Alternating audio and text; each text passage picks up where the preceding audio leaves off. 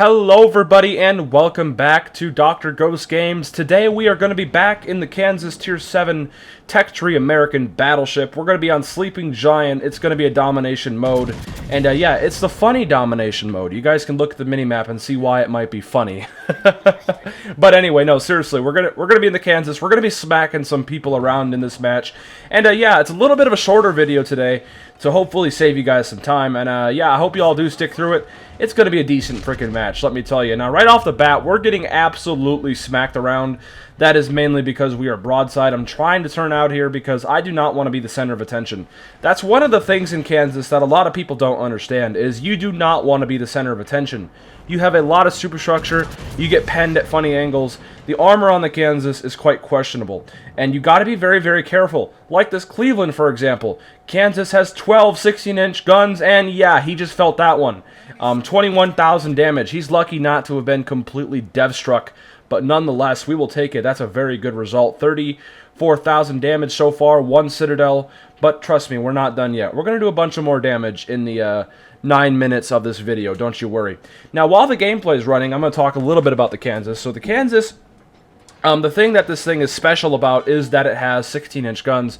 Not just any 16-inch guns, though. It has 12 16-inch guns. Now, the one downside to these 16-inch guns is the reload. The reload is pretty bad, around 34, 36 seconds. But don't worry, if you can wait that 34, 36 seconds, you can usually get some frickin' awesome results. These shells smack, okay? And when I mean they smack, they frickin' smack, and they're very accurate. And even when they're not very accurate, right, when you get those bad RNG rolls, if you throw enough shit at the wall, some of it's gonna stick, as the Mighty Jingles always seems to say. We all love the Mighty Jingles, but yeah. You throw enough shit at the wall, no matter what, some of it's gonna stick. And that's one thing about the Kansas that I love, is you have so many guns, you're able to dish out so much potential damage, and just like that Suzuya, for example, he's coming out flat broadside. He thought he could sit back and get fires, but no, he looks like he had a sudden shit to the brain moment, and he decided to go broadside to nearly the whole entire enemy team. 4 battleships. That's a smart one.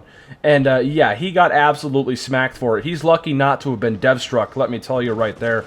Now, it looks like the gas cone is going to go ahead and get the first blood award off him. Let's be real, that should have been my first blood award. I'm kind of mad about that, but hey, it's okay. It's alright. We did all the damage, so in the end, we'll get rewarded for that. Now, Cleveland decides to come back. He healed back a little bit of HP from the first time we smacked him. I don't think he's going to learn, so let's go ahead and remove him from the match. There's a few overpens, but don't worry, the back guns are going to finish him, and we are going to absolutely nuke him. Just like that. That's a devastating strike. That's our first kill of the game. That Cleveland thought he can come back, and let me tell you, no, no, no, no, no. When I'm in Kansas, you ain't doing shit, bud. Go back to port. So, yeah, we're up to 82,000 damage, just like that, the first 3 minutes of this game.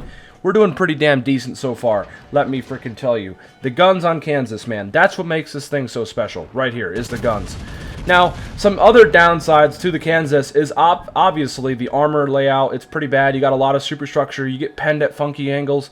But if you can manage to just sit back, not be the center of attention, and keep these 16-inch guns rolling on people, you're going to have a good time for the most part, unless everybody's angled to you. Then really, it's kind of tricky. But don't worry, you can usually smack people's superstructure if you aim for it. And yeah, it's usually pretty easy to do that. Now, another downside, obviously, to the Kansas, and everybody seems to bitch about this, is the speed and maneuverability. Obviously, the speed and maneuverability is horrible. It's a dreadnought, and yeah, you got to treat it as such. 21 knots maximum speed. And also, not to mention, you've got your bad rudder shift and stuff. But if you can actually get used to it, it's not that bad. Remember, you're a firing platform, guys. You're not supposed to be dodging shells. You're not supposed to be the center of attention in the Kansas. You don't got the armor. You don't got the fucking superstructure to tank hits. So you need to stay back. You got to be careful, because if you're not, you're gonna get nuked. So yeah, obviously, the speed and maneuverability in the armor, it's quite questionable. You've got to be careful. That's basically the bottom line. Stay at range, don't be the center of attention, utilize these 16-inch guns, and you will have a good time in Kansas for the most part, unless your guns just decide to completely fuck off. Then there's really not a whole lot you can do then, unfortunately.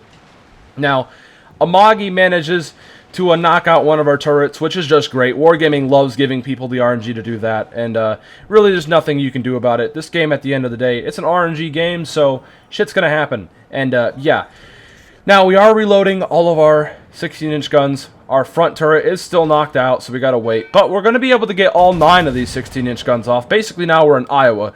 And, yeah, we smack them for about 6K. Nothing too spectacular, but still pretty decent results in his superstructure. And the gas cone, once again, comes in with the yoink and finishes him off. So there we go. Now, Fletcher out there, he is deciding to stealth torpedo.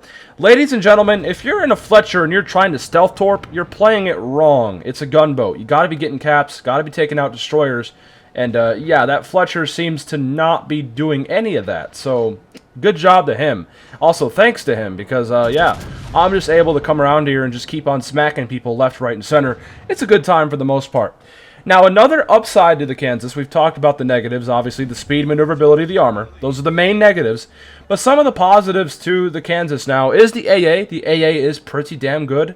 Now, it's nothing, I don't think, like Iowa, but it's still up there. You got an American AA. It's plastered with AA all over the place.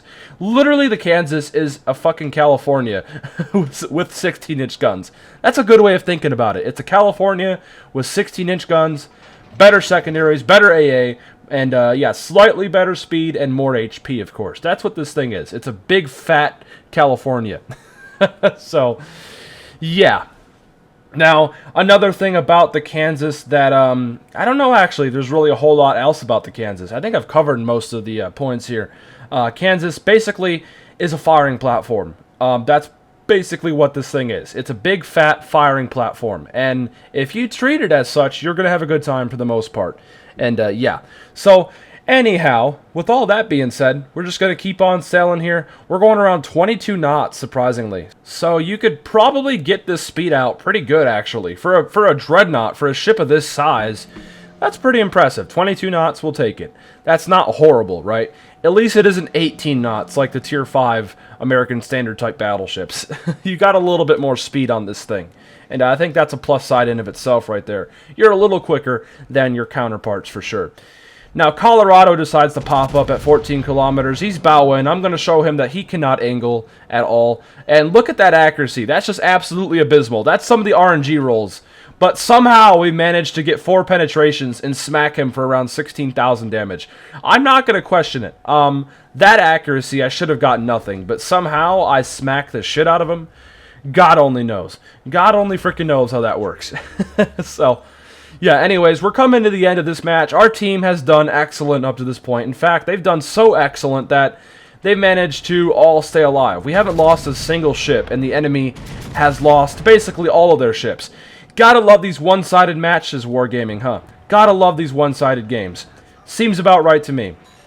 Seems about freaking right to me. But that's our last little bit of damage. We're going to crash into the island, and yeah. So what I'm going to go ahead and do is just fast forward right about now to the end of this game. Ladies and gentlemen, if you guys have stuck in this far, make sure to go down there, hit that subscribe button, hit that like button. We're getting super, super close to 1,600 subscribers. I cannot thank you guys enough for the support thus far. But nonetheless, ladies and gentlemen, that is going to be the end of this one. That's a victory. That's a win in domination on Sleeping Giant. 130,000 damage, devastating strike, 1 kill. Not too bad. Not a bad game at all in the Kansas, and we were top of the leaderboard as well. 2,300 base XP. But yeah, that's not a bad match in the Kansas at all. Let me know what you guys think of the Kansas in the comments below. But with all that being said, peace out, stay healthy, as always.